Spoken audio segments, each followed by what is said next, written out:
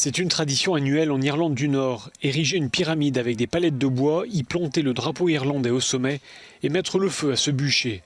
Cela se déroule dans plusieurs quartiers de la province nord-irlandaise autour du 10 juillet. Cela rappelle la date du 10 juillet 1690, la victoire du protestant Guillaume III d'Orange sur les troupes de Jacques II le catholique. Ces brasiers, on les appelle les bonfires. Et si les protestants les érigent et les brûlent en juillet, les catholiques, eux, le font en août en faisant brûler le drapeau britannique.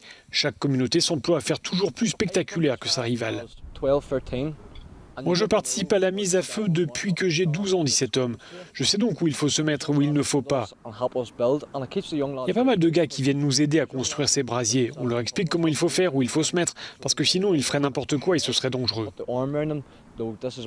Cette tradition éminemment politique prend cette année un relief particulier avec l'entrée en vigueur du Brexit. Certains Nord-Irlandais ont le sentiment d'avoir été trahis par Londres. On a été abandonnés, dit cet homme. Les gens vont descendre dans les rues et je vous dis, si les autorités ne réagissent pas, ça risque de dégénérer.